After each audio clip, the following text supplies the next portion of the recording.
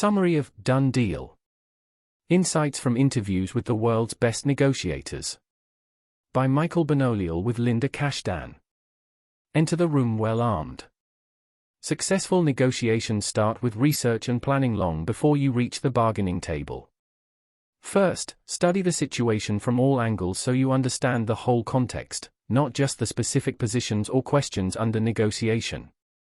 Michael McDonald, founder of HealthCentral.com, suggests investing at least 4 hours of preparation for every hour of negotiating time.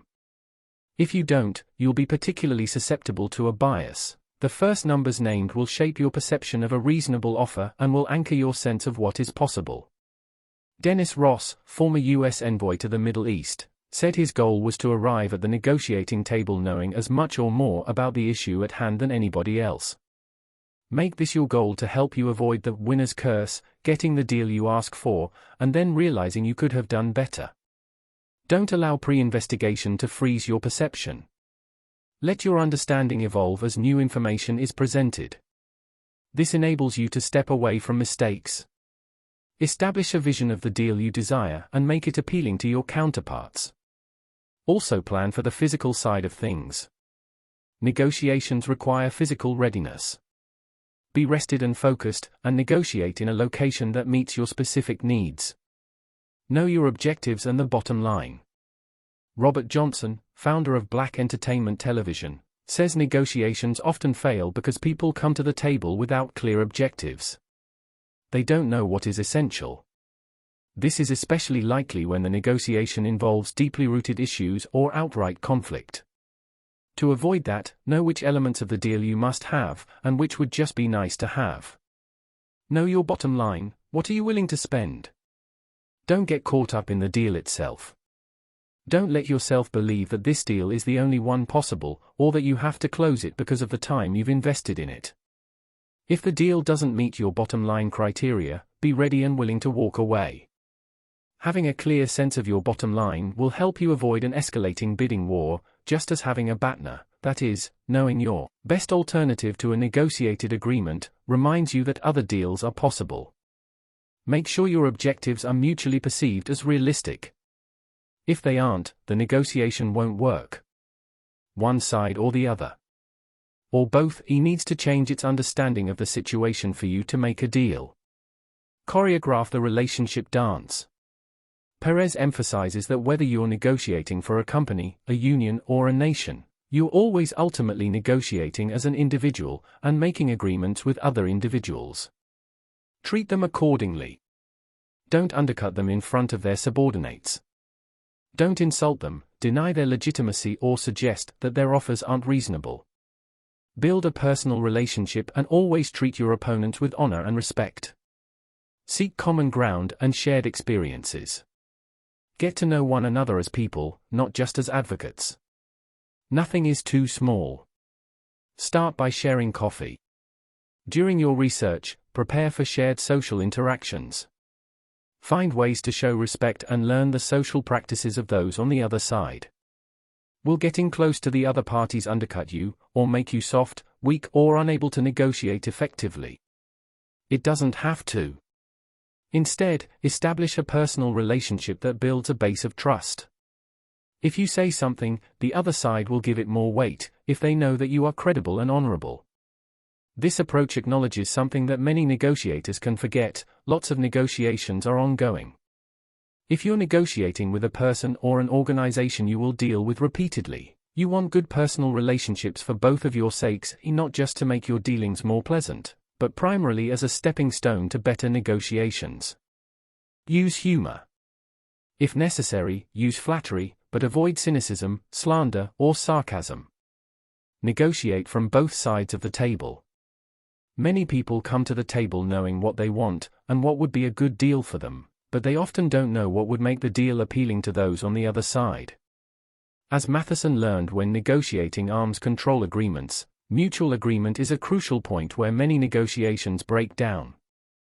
To keep that from happening, try to understand everyone's point of view.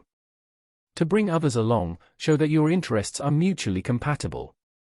Start with basic information and points of agreement, then shape the issues so that everyone benefits. If you understand the other negotiators' objectives and the history behind their attitudes, you'll be better equipped to demonstrate mutual benefit. Know the substance of their major and minor issues. Learn their style and the composition of their negotiation team.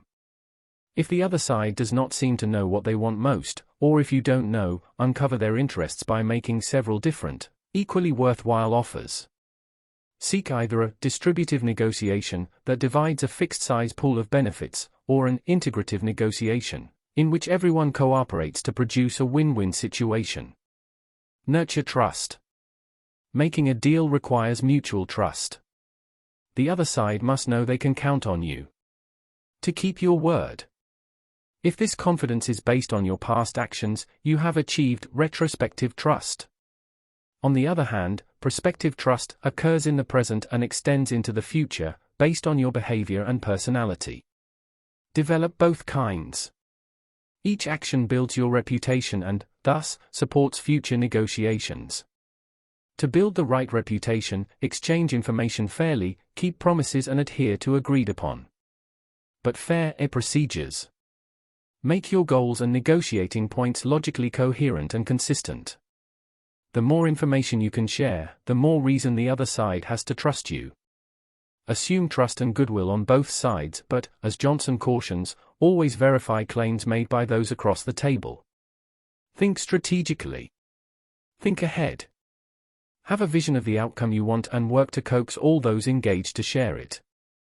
Don't worry about winning every point, fight tactically, as Perez advises. Negotiate strategically by focusing on the big picture.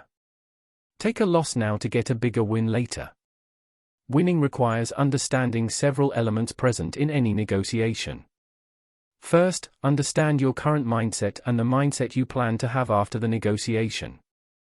Likewise, understand the other side's starting mindset and how you want them to think at the end of the negotiation. The more people involved, the more current and future mindsets you must decode, and the more complex your planning must be. As you develop your strategy, find some way to help dissolve the current mindset to make room in everyone's mind for your new vision to develop. That means addressing the present situation and the forces that came together to create it. Signal your opponents that you are sure your vision of the negotiation will be victorious. Find ways to frame your offer so it is attractive to everyone. Follow the example of sports agent Lee Steinberg, who negotiated Steve Young's contract. Tie your proposal to the other side's vital interests and ground your pitch in facts. Enhance your negotiating power. If you're negotiating with a larger or richer company, getting overwhelmed is easy. But a negotiation isn't determined by how powerful the parties are. What matters is the specific, strategic power that relates to this particular negotiating situation. This power comes from your resources, tangible and intangible, such as trust, your capabilities, what you can do with those resources, and your distinctive competency, that is, your unique combination of skills and resources. Sports agents such as Steinberg and Jeff Murad capitalize on their clients' unique abilities. Can you do the same? To assess your competencies, do a SWOT analysis, review your strengths, weaknesses, opportunities, and threats. Then do the same for the other side. List factors that might not be immediately apparent, such as alliances with other parties who are not currently involved in the negotiation. If you can find allies among your opponent's supporters, you can shatter their power base and open new opportunities. But they can do the same to you, so make sure you have strong relationships with your supporters. Design the architecture. Good negotiators are like good architects. Architects look at a building's function and context, and design accordingly. Negotiators do the same. However, properly designed buildings are static, and negotiations are dynamic, constantly evolving under the pressure of new information and the process of discussion. Plan to deal with change. At the same time, certain factors are standard considerations in all negotiations: the size and makeup of the negotiating team, political considerations, technical knowledge, social dynamics, public relations, and strategic vision. Set up as small a team as possible to reduce organizational complexity, but keep it large enough to cover all your bases. As Perez and Matheson do in international negotiations, make sure all the parties to the final deal are represented, so they have a voice and feel bound by the final decisions. Be sure both sides are fortified with experts on any issues that involve specialized knowledge. Recruit team members who know their roles clearly, but who can see the other side's position. The negotiation process raises several standard issues, such as how to organize an agenda, and where and when to negotiate. The location is easiest. Seek a comfortable place where both sides can communicate with any needed outsiders to get essential information. The agenda is tougher. Some negotiators like to try to completely transform the existing situation, while some, like Bill Bradley, U.S. Senator and former presidential candidate, like to move gradually from small issues to larger ones in order to build trust and the practice of agreement. Timing is the most complex issue, because no specific timeline tells you when to negotiate. You must make that subjective decision. Manage the process. The structure you establish will shape the process of your negotiation. However, since both sides design the structure, and since any structure will have flaws, some adaptation will be necessary. You also have to adapt to unplanned circumstances. During the negotiation, emphasize gathering and processing information. This means asking questions, open-ended questions to get people talking, direct questions to get specific data, and listening. Use simple language to avoid confusion, and repeat statements back to the speakers to make sure you've heard them correctly. Match the rhythm of the negotiations to the culture and situation. Use deadlines only if you're aware of the risks involved. For example, a strict deadline can terminate a negotiation without a deal. Make sure your deadlines are logical. Always be sure that a deal is attainable, and that those present can make the deal. Sometimes people are not ready to deal. Some come unprepared, whether due to outside pressure or as a stalling tactic. Sometimes people negotiate mostly to get more information, and sometimes they want to make a deal, but they're disorganized and simply can't. At those times, decide whether to walk away or to try an ultimatum. Use ultimatums even more sparingly than deadlines, and only if the risk is worth it and you're willing to follow up on it. For an ultimatum to work, your opponent must believe your threat, and must believe that the total cost of complying with the ultimatum is much lower than the total cost of defying it. Become a master negotiator. Most people underestimate the negotiator's task.